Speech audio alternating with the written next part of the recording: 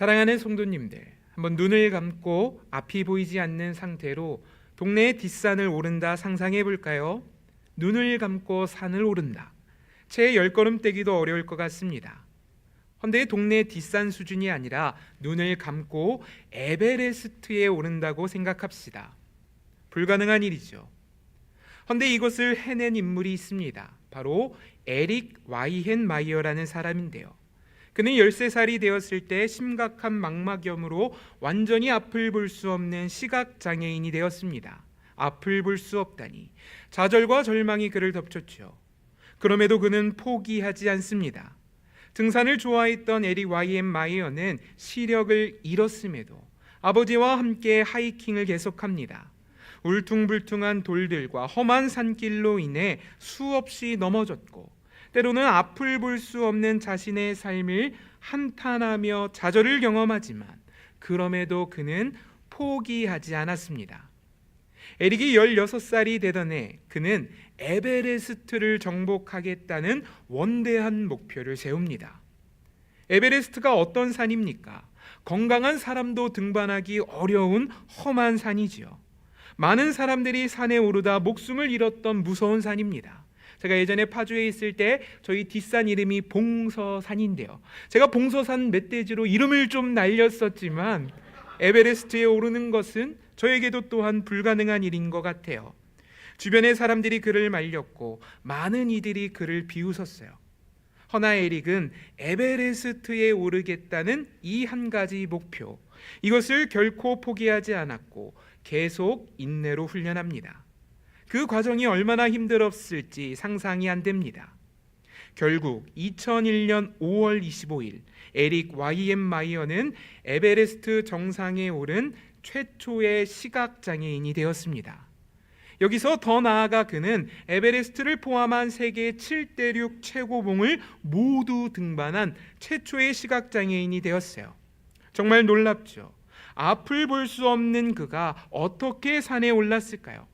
앞에서 누군가가 끌어주고 뒤에서 그냥 끌려가는 것이 아니라 오로지 자신의 손과 발로 산에 올랐는데요. 걷는 건 할 수 있겠습니다. 허나 중요한 것은 방향이에요. 어느 방향으로 나아가야 할까요?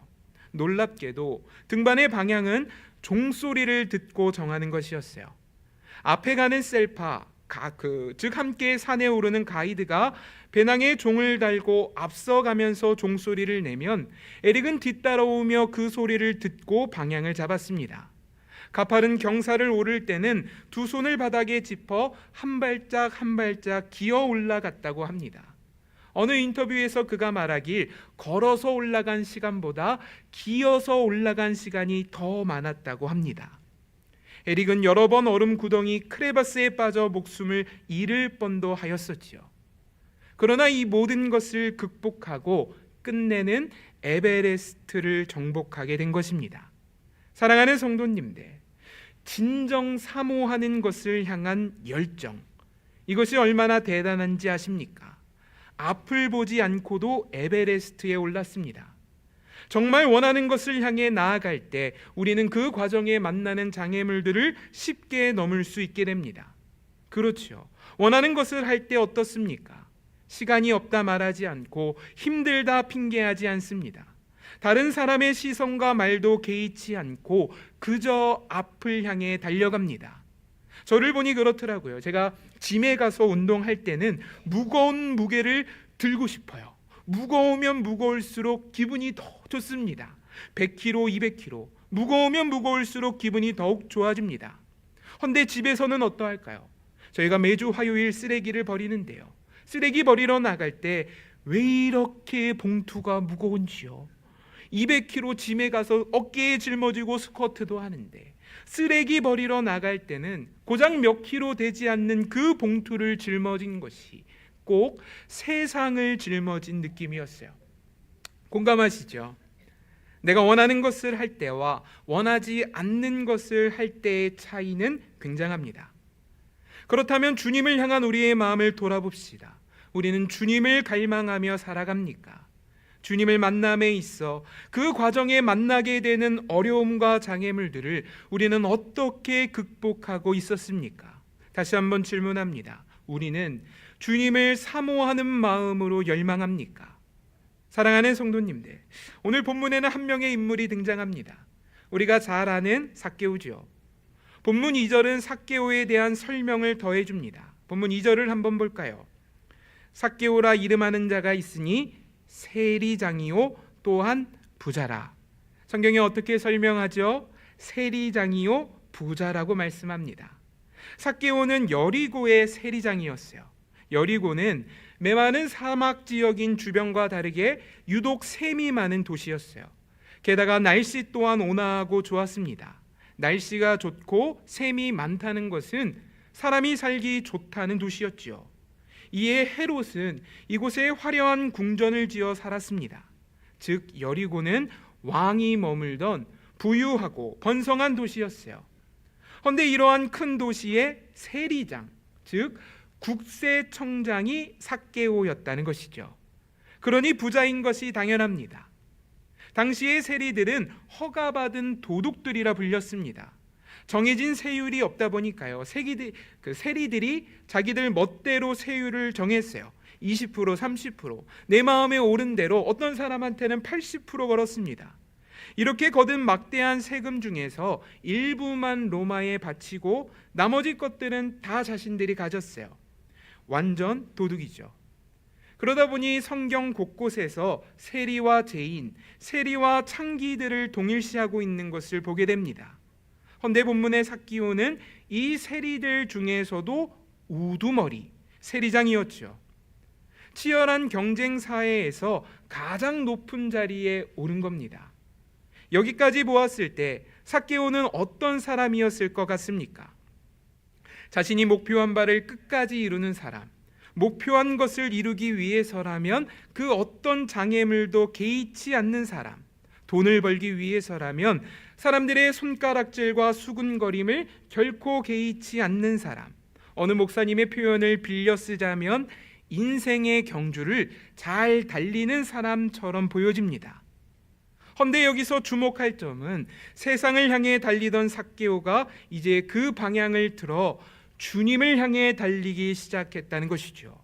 물질을 추구하던 그가 예수님을 추구하게 되었고, 물질을 위해 장애물을 개의치 않던 그가 이젠 예수님을 찾기 위해 장애물을 극복하는 모습을 보여줍니다. 오늘 본문을 통해 함께 나누고 싶은 첫 번째 교훈이 바로 이것입니다. 주님을 찾고 찾는 우리 모두가 되었으면 좋겠습니다. 주님을 찾고 찾자. 사랑하는 성도님들, 앞서 말씀드렸던 에베레스트에 오르는 사람들을 생각해 볼까요? 한 걸음 한 걸음 산에 오르는 모든 걸음이 고통입니다. 추위와 고산병을 견뎌야 하고 부족한 산소로 인해 극한의 환경을 견뎌야 하죠. 그래도 이 어려움을 감수합니다. 어떻게 그것을 견뎌냅니까? 정상에 대한 열망이 그 고통보다 크기 때문이에요. 정상에 오르겠다는 열망으로 고통을 이겨낸 것이지요. 그렇다면 오늘 우리는 어떻습니까? 예수님을 얼마나 사모하고 있습니까? 예수님을 만나기 위해 우리가 내려놓을 수 있는 것은 무엇입니까? 그분을 가까이 하기 위해 우리가 감수할 수 있는 불편함은 무엇입니까? 앞서 드렸던 질문을 다시 한번 드렸으면 좋겠습니다. 예수님을 열망하십니까? 이것을 볼 때 본문의 삭개오는 메마른 우리의 신앙에 큰 도전이 되어줍니다. 본문 3절 말씀을 한번 볼까요? 3절입니다. 그가 예수께서 어떠한 사람인가 하여 보고자 하되 키가 작고 사람이 많아 할 수 없어. 삭개오는 예수님이 어떠한 사람인가 하여 보고자 했다고 성경이 기록하죠. 그런데 여기서 보고 싶다, 찾는다 이 단어로 헬라어 에제테이가 쓰였는데요. 이 단어의 원형이 제테오입니다. 제테오는 단순한 호기심에 무언가를 찾을 때 쓰는 가벼운 단어가 아니라 열망을 갖고 관심 있게 찾아볼 때 그때 쓰는 단어였어요. 사전적인 의미로는 추구하다에 가까운 단어입니다. 또 본문은 이 단어를 미완료 시제로 사용한대요. 미완료 시제란 계속해서 하고 있는 것이죠. 즉 보이면 보고 안 보이면 마는 그러한 가벼운 마음이 아니었다는 것이에요. 계속해서 열망을 갖고 예수님이 보일 때까지 사모함으로 찾았다는 것입니다. 쉽게 말해 삭개오 안에는 예수님을 보겠다는, 예수님을 만나야 한다는 간절한 마음이 있었다는 것이죠. 예수님을 만나는데 간절함이 있었습니다. 이와 같은 단어가 마태복음 13장에 쓰입니다. 마태복음 13장 45절인데요. 우리가 다 잘 아는 말씀이에요. 또 천국은 마치 좋은 진주를 구하는 장사와 같으니. 여기서 구하다라는 단어로 오늘 본문에 찾다와 같은 제테오 단어가 쓰였습니다. 어느 한 장사꾼이 좋은 진주를 찾습니다. 이 진주에 대한 열망이 얼마나 큰지 이어지는 46절 말씀은 이렇게 기록해요. 극히 값진 진주 하나를 발견하매 가서 자기의 소유를 다 팔아 그 진주를 사느니라. 우리 주일학교 아이들이 부르는 찬양에 이런 찬양 가사가 있죠. 천국은 마치 밭에 감추인 보화와 같으니 그것을 발견한 사람은 집 팔고 땅 팔고 냉장고 저만 하나요? 집 팔고 땅 팔고 냉장고 팔아 기어이 반드시 그 밭을 사고 말 거야. 자기의 모든 소유를 다 팔아서라도 반드시 이 진주를 얻고 싶어서 더 큰 가치, 더 높은 가치를 얻기 위해 이 모든 것을 감수하겠다는 결단의 표현입니다. 지금 삭개오 안에 예수님을 향한 마음이 그렇다는 것이요. 어떻게든 이분을 만나야 한다. 어떻게든 예수를 보아야 한다. 예수님을 찾고 또 찾자. 허나 예수님을 향해 나아갈 때 장애물을 만났습니다. 키가 작고 사람이 많아서 예수님을 볼 수 없었습니다. 어떻게 해야 할까요? 포기할까요? 그만둘까요? 여기서 핑계대고 예수님을 찾아야 하는 걸 멈춰야 하겠습니까? 삭개오는 그렇게 하지 않았습니다. 본문 4절 말씀 한번 볼까요? 앞으로 달려가서 보기 위하여 돌무화과 나무에 올라가니, 보기 위하여 돌무화과 나무에 올라가니 이는 예수께서 그리로 지나가시게 되밀어라. 앞으로 달려갑니다. 그리고 나무에 올라갑니다.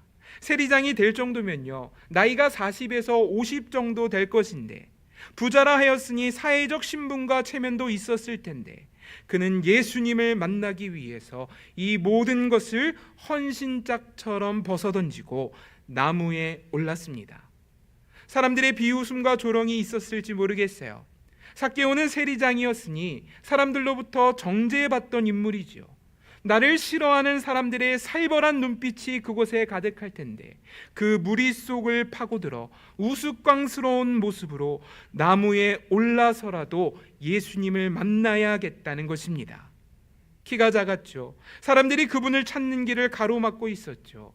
허나 그분이 나의 구원자가 되시기에, 그분이 메마른 나의 마음에 진정한 풍요가 되어주시기에, 예수님만이 소망이자 참된 구원이 되실 것을 확신했기에 삭개오는 자존심과 체면을 버리고 나무에 올랐습니다. 예레미야 29장 12절은 이렇게 고백합니다. 너희가 내게 부르짖으며 내게 와서 기도하면 내가 너희들의 기도를 들을 것이요. 이어지는 13절도 볼까요? 너희가 온 마음으로, 반쪽짜리 마음 아닙니다. 3분의 1의 마음 아닙니다. 온 마음으로 나를 구하면 나를 찾을 것이요 나를 만나리라. 온 마음으로 주님을 찾고 온 마음으로 주님을 구하면 주님을 만나리라. 주님이 우리에게 주신 약속의 말씀입니다. 사랑하는 성도님들, 언제부터 우리 신앙에 많은 변명이 생기지 않았습니까? 신앙의 야성을 잃어버린 채 그럼에도 불구하고의 신앙이 아닌 이래서 안 돼, 저래서 안 돼, 이래저래의 신앙을 보이고 있지는 않았습니까? 주님이 유일한 구원이자 소망이라 말하면서도 작은 어려움을 만났을 때 주님을 붙잡았던 손을 놓아버린 적이 있지는 않았습니까? 온 마음으로 주님을 구하는 것이 아니라 반쪽짜리 마음이지는 않았습니까? 사랑하는 성도님들, 신앙의 야성을 회복합시다. 유다의 사자와 같은 야성을 회복합시다. 데이비 플랫 목사님은 현대 그리스도인들이 경계해야 하는 것으로 3가지를 말씀합니다. 가볍고 편안하며 문화에 타협한 기독교. 다시 말합니다. 가볍고 편안하며 문화에 타협해버린 기독교. 좁은 길, 좁은 문의 길을 걷기보단 가볍고 편안함을 추구하는 기독교. 그리고 이렇게 도전합니다. 가볍고 편안하며 문화에 타협해버린 기독교를 벗어나는 데에는 큰 대가가 따르지만, 이것을 벗어나면은 큰 희생이 따르지만, 그 대가는 감수할 가치가 있다. 왜 그럴까요? 왜냐하면 우리가 만나는 예수님은 그만한 가치가 있기 때문이다. 이것이 우리의 신앙임을 고백합니다. 좁은 문 좁은 길을 가더라도 예수와 함께 걷는 것, 그분과 함께하는 것이 최고의 가치이기에 나의 삶을 다해 십자가를 짊어지며 그분과 함께 걷는 것, 때로는 희생하고 때로는 헌신하며 때로는 대가를 지불해서라도 이것을 이겨내기까지 주님을 붙드는 것, 이것이 제자도의 삶인 것을 고백합니다. 예전에 제가 필리핀 선교로 나가 있을 때 한 6개월 정도 나가 있었는데요. 그때 제가 있던 곳에서 배를 타고 1시간 정도 가면 기마라스라고 해가지고 망고로 가득한 섬이 있었어요. 근데 거길 가려면 배를 타고 1시간 정도 이동을 했어야 했는데 이 배가 작은 배였어요. 이 작은 배에 사람들이 옹기종기 모여있는 그 통통배, 한국에서 흔히 말하는 낚싯배와 같이 생겼던 그 배였는데요. 이 배를 타고 기마라스 섬을 가는데 배가 막 흔들리다 보니까요, 제 주머니에 있던 휴대폰이 쏙 빠져버리고 말았습니다. 그리고 배의 움직임에 따라서 핸드폰이 앞으로 쭉 미끄러지는 거예요. 그 주마등이라고 들어보셨나요? 찰나의 순간이지만 핸드폰을 잃어버리고 나서의 제 미래를 생각하게 되었어요. 그 섬에 가서 호텔은 어떻게 들어가고 그 택시는 어떻게 잡고 이 휴대폰이 흘러가서 바다에 빠져버리게 되면 나는 필리핀에 어떻게 더 이상 있을 수 있으며, 이런 여러 가지 생각이 떠오른 거예요. 그래서 미끄러지는 휴대폰을 그 좁은 곳에서 다리를 쫙 뻗어서 엄지발가락 끝으로 휴대폰 위에 딱 얹었습니다. 미끄러지는 휴대폰을 잡은 거예요. 다행히 휴대폰이 발가락 끝에 아슬아슬하게 걸렸습니다. 문제는 이제부터 시작이죠. 아슬아슬하게 걸려 있어서 잡아당길 수가 없던 거예요. 그때에는 휴대폰을 발가락으로 붙잡아 두는 것이 최선이었습니다. 생각해 볼까요? 좌우로 사람들이 옹기종기 모여있는 통통배에서 발을 쭉 뻗은 채 발가락 끝으로 휴대폰을 붙잡고 있었습니다. 얼마나 불편했는지요. 그렇게 1시간을 가는데 정말 힘들었어요.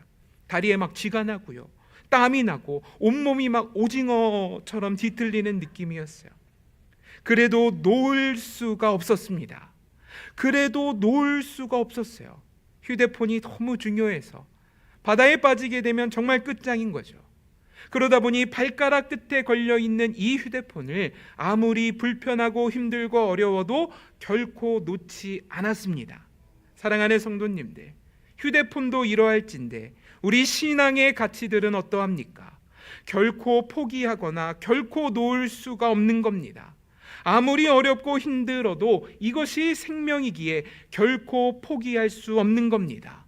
기도하고 말씀을 사모하며 예배에 전념하는 것, 주님을 찾고 찾는 것을 놓을 수가 없는 것이죠. 이 신앙을 시편 63편의 기자는 이렇게 고백합니다. 하나님이여, 주는 나의 하나님이시라. 내가 간절히 주를 찾되 물이 없어 마르고 황폐한 땅에서, 물이 없어 메마르고 황폐한 땅을 걸을지라도 내 영혼이 주를 갈망하며 내 육체가 주를 앙모하나이다. 사랑하는 성도님들, 주님은 우리의 하나님이시죠. 우리는 주님의 능력과 주님이 우리의 소망 되심을 믿는 자들입니다. 그렇다면 이 예수님을 갈망하고 이 예수님을 앙망하며 삶의 모든 순간 주님을 찾고 찾는 그런 저와 우리 모두가 되시기를 간절히 축복합니다. 설교가 여기서 끝나면 참 좋겠는데요. 여기서부터 정말 중요합니다. 우리 이제 잠에서 깨시고요. 혹 주무시는 분이 있다면 깨워주세요. 기지개 한번 우리 쫙 보시고 옆에 계신 성도님들께 한번 이렇게 말할까요? 이제부터 정말 중요합니다. 시작. 이제부터 정말 중요합니다. 이제부터 정말 중요합니다. 예수님을 찾고 찾아야 하는데 아무리 찾고 찾아도 안 보이면 어떡합니까? 우리 주님은 우리가 찾기만 하면 언제든 찾을 수 있는 분이실까요? 삶의 문제 앞에 40일 금식 기도하면 그 문제가 다 해결됩니까? 목회를 하다 보니까 성도님들의 안타까운 상황들을 많이 보게 돼요. 정말 가슴 아프고 안타까운 일들이 얼마나 많은지요. 만약 40일 금식 기도로 우리를 괴롭게 하던 질병에서 나을 수만 있다면, 지긋지긋한 경제 문제가 해결되기만 한다면, 지금 내가 겪고 있는 고독과 외로움이 바뀔 수만 있다면, 과거의 상처와 쓴뿌리들을 온전히 뽑아낼 수만 있다면 죽음을 각오하고 40일 금식 기도 할 수 있겠습니다. 못할 게 무엇입니까? 대부분 목회자들의 마음이 같을 거예요. 그런데 어떻죠? 찾고 찾아도, 구하고 구해도 때로는 보이지 않을 때가 있다는 것입니다. 설교를 준비하며 계속해서 욥이 생각났어요. 극심한 고통과 고난 속에 욥은 끊임없이 하나님을 찾았습니다. 고통과 아픔 속에 하나님이 나타나 구원해 주시기를 간구했어요. 찾고 찾았습니다. 헌데 어떠했죠? 욥기 23장 8절에 욥이 이렇게 고백합니다. 그런데 내가 앞으로 가도 그가 아니 계시고 뒤로 가도 보이지 아니하며, 우리 이어지는 말씀도 볼까요? 그가 왼쪽에서 일하시나 내가 만날 수 없고 그가 오른쪽으로 돌이키시나 배울 수가 없구나. 앞으로 가도 안 보이고 뒤로 가도 안 보이고 나무 위에 올라도 안 보이고 장애물을 극복해서 주님을 찾고 찾아도 주님이 보이지 않는구나. 헌데 놀라운 것은요, 오늘 본문의 누가는 장애물을 극복하고 열심으로 나무에 오른 삭개오가 그래서 주님을 보았다고 기록하지 않습니다. 나무에 올라서 주님을 보았더라 말하지 않아요. 그냥 나무에 오른 것만 기록합니다. 도리어 삭개오는 주님을 위해 나무에 올랐지만 그가 주님을 봤는지는 모르겠어요. 다만 이 모든 것을 확실히 보고 계신 분이 계셨는데 바로 주님입니다. 삭개오를 보고 있던 것은 주님이었어요. 다시 한번 강조합니다. 주님을 보기 위해 나무에 오른 삭개오는 주님을 보았는지 안 보았는지 모르겠어요.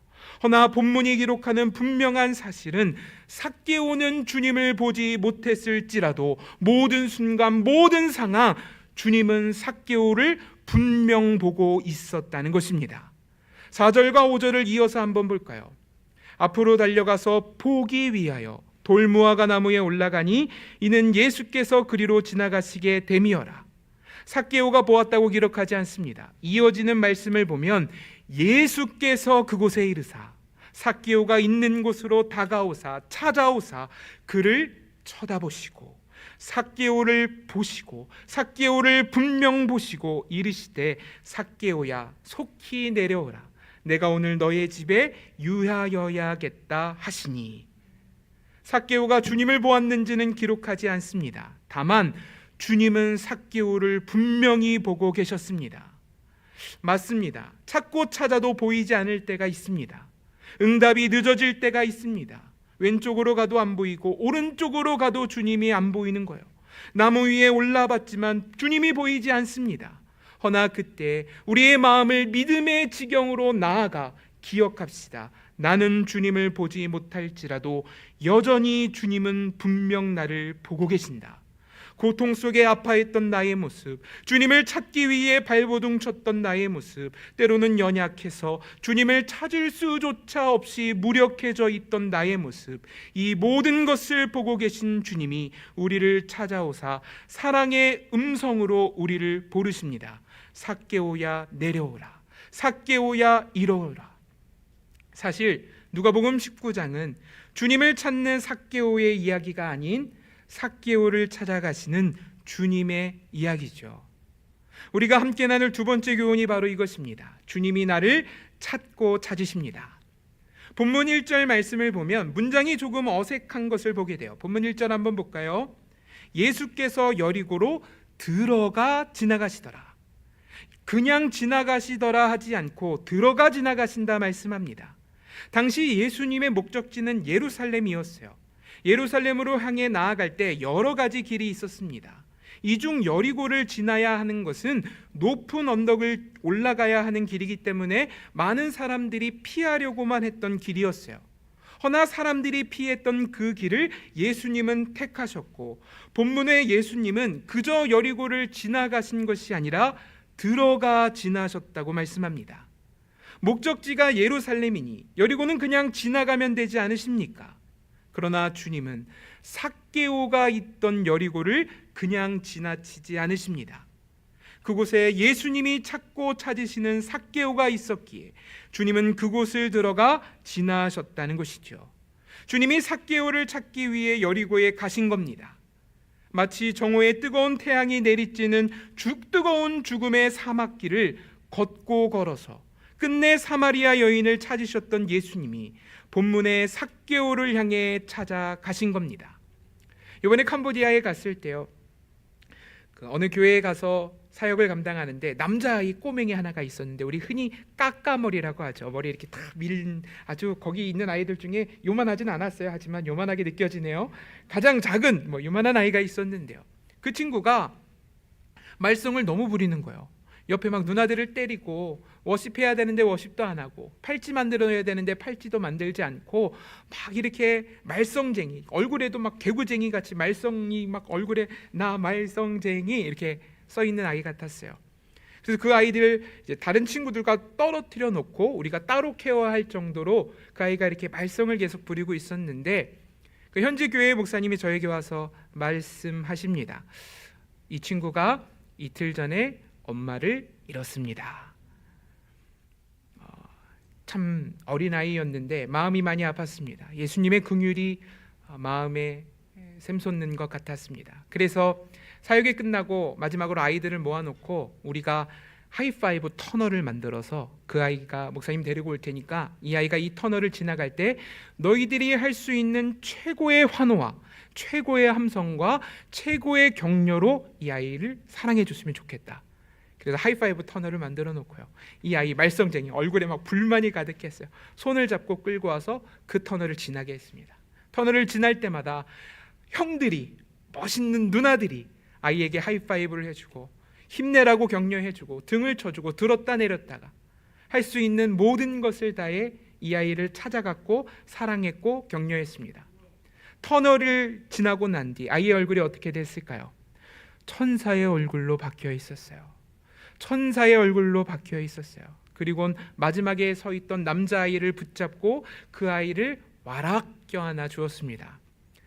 그 아이가 바로 교회 옆에 사는 아이여가지고요, 제가 그 아이의 손을 잡고 선물을 잔뜩 챙긴 채 그 아이의 집에 갔습니다. 그리고 선물을 주면서 천사와 같이 변화된 얼굴로 우리 팀을 환영해주는 그 아이를 껴안아주고 하나님이 너를 사랑하신다 말해 주었습니다. 아이의 얼굴을 변화시킨 것이 무엇이었을까요? 그 아이를 찾아갔던 단기 선교팀의 사랑이었어요. 찾아가는 것에 힘이 있습니다. 예수님이 삭개오를 찾아가셨고 그 찾아가심의 은혜 가운데 오늘 본문에 보면 삭개오의 삶이 변화되게 되었습니다. 그리고 본문을 보면, 본문 5절을 보면 예수님이 삭개오의 집에 반드시 유하겠다 말씀하세요. 5절을 한번 다시 볼까요? 예수께서 그곳에 이르사 쳐다보시고 이르시되 삭개오야 속히 내려오라. 내가 오늘 내 집에 유하여야 하겠다 하시니, 내가 오늘 내 집에 유하겠다 말씀하시죠. 삭개오의 집을 기습 방문하시겠다는 겁니다. 유하겠다를 영어 성경으로 보면 must stay in your house 이렇게 번역해요. must stay in your house. 이것은 반드시 하겠다는 의지적인 표현입니다. 내가 오늘 반드시 너의 집에 가겠다는 거죠. 당황스럽지 않으십니까? 사실 지금 이 상황에서 제일 어려운 사람은 누구일까요? 삭개오의 아내입니다. 갑자기 예수님이 오신답니다. 집 청소도 안 해놨고 음식 준비도 안 해놨고, 우리 여성분이시니까 얼굴에 분칠도 해야 되고 입술에 루즈도 발라야 하는데 갑자기 초대하지도 않은 주님이 오신답니다.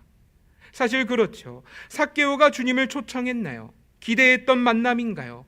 아닙니다. 주님이 그냥 가신 겁니다. 본문의 이야기는 주님의 강권적인 은혜 가운데 삭개오가 주님을 초대하거나 모시거나 부르지 않았음에도 주님이 삭개오의 집을 찾아오신 은혜의 사건입니다. 때로는 주님을 찾을 힘이 없어 넘어져 있던 적이 있지 않으십니까?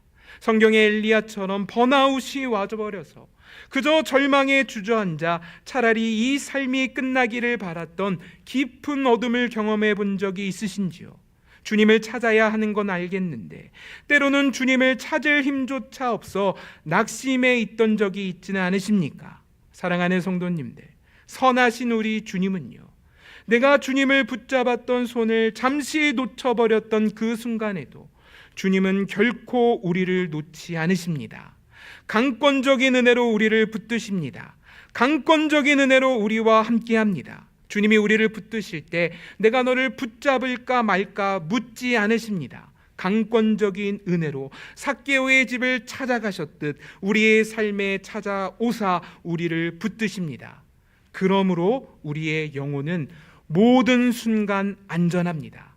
사랑하는 성도님들, 다시 한번 강조합니다. 주님이 우리를 붙드시기에 우리의 영혼은 모든 순간 안전합니다. 얼마 전 이런 일이 있었습니다. 집에 들어와 보니 우리 막내가 술안을 해먹는다고 전자레인지를 쓰고 있었어요. 술안이 뭐냐면 그 뜨거운 물에 계란을 넣고 전자레인지에 이렇게 돌려서 먹는 것이었어요. 근데 저희 집 전자레인지는 높은 곳에 있기 때문에 그 그릇을 꺼내려면 까치발로 해서 이렇게 꺼내야 되는 거예요. 그걸 본 제 반응이 어땠을까요? 끓는 물을 꺼내고 있는 딸의 모습을 보았을 때 신사적으로 다가가서 봄이야, 혹 너가 괜찮다면 아빠가 장갑을 끼고 이것을 꺼내줘도 괜찮을까? 물었을까요? 사춘기 딸이니까 물어봐야 하지 않겠습니까? 봄이야, 혹 내가 이걸 꺼내서 너의 자존심이 상하지 않을까? 이렇게 물었을까요? 아니죠. 봄이 멈춰 말하고 묻지도 따지지도 않고 그냥 제가 꺼냈습니다. 뜨거운 물에 사랑하는 자녀가 다칠 수 있기 때문에 도움의 손을 내밀 때 자녀의 의견을 묻지 않았습니다. 본문의 예수님이 그런 거예요. 잃어버린 영혼을 찾으시는 예수님은 강권적인 은혜로 그를 찾았고, 강권적인 은혜로 그의 집에 머무셨고, 강권적인 은혜로 그의 삶을 변화시켰습니다. 내가 보지 못해도 강권적인 은혜로 나를 살피시는 주님은 내가 주님을 붙잡지 못해도 여전히 강권적인 은혜로 흔들림 없이 나를 붙잡고 계신다는 말씀이에요. 맞습니다. 주님의 사랑은 이런 사랑입니다. 사랑하는 성도님들, 주님을 찾고 찾으세요. 주님을 찾고 찾는 우리의 간절함을 주님을 외면하지 않으십니다. 이것이 우리의 신앙이지요. 다만 찾고 찾아도 주님이 보이지 않을 때, 구하고 구해도 응답이 늦어질 때, 그때에도 안심하십시오. 평안하십시오. 우리는 주님을 보지 못할지라도 사랑의 주님의 시선은 언제나 우리를 향해 있음을 기억합시다. 이것이 우리가 믿는 복음입니다. 하나님이 칭찬하신 욥의 믿음이 바로 이것이죠. 왼쪽으로 돌아도 안 보이고 오른쪽으로 돌아도 주님이 안 보인다. 욥은 가슴을 치며 탄식합니다. 허나 주님이 보이지 않는 바로 그때 욥은 믿음의 더 깊은 곳으로 나아가 주님을 향해 이러한 고백을 남깁니다. 우리 한번 아까 말씀과 이어지는 말씀인데요, 8절부터 다시 보도록 하겠습니다. 그런데 내가 앞으로 가도 그가 아니 계시고 뒤로 가도 보이지 아니하며, 9절입니다. 그가 왼쪽에서 일하시나 내가 만날 수 없고 그가 오른쪽으로 돌이키시나 배울 수가 없구나. 보이지 않는 그때 욥이 믿음으로 고백하죠. 그러나 내가 가는 길을 그가 아시나니 그가 나를 단련하신 후에는 내가 순금같이 되어 나오리라. 나는 보지 못해도 주님은 보고 계시고 나는 알지 못해도 주님은 알고 계신다. 때로는 연약한 나의 삶이 주님을 놓을지라도 주님은 여전히 피 묻은 보혈의 손으로 나를 붙들고 계신다. 그러므로 내가 순금같이 되어 나오리라. 이것이 우리가 믿는 복음임을 고백합니다. 말씀을 마칩니다.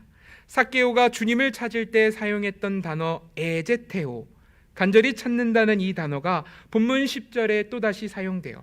본문 10절은 우리가 잘 아는 말씀이죠. 인자가 온 것은 잃어버린 자를 찾아 제테오, 구원하려 함이니라. 주님이 잃어버린 삭개오를, 나를, 여러분들을 찾으시죠. 주님을 찾기 위해 나무에 오른 삭개오처럼 우리 주님은 나를 찾기 위해 십자가에 올랐습니다. 사람들의 비난과 조롱에도 주님을 찾기 위해 나무에 오른 삭개오처럼 천지를 지으신 주님이 나를 찾기 위해 피 흘리고 매맞으며 저주를 받은 자와 같이 버림받은 죄인의 모습으로 천지를 지으신 하나님이 십자가 나무에 올랐습니다.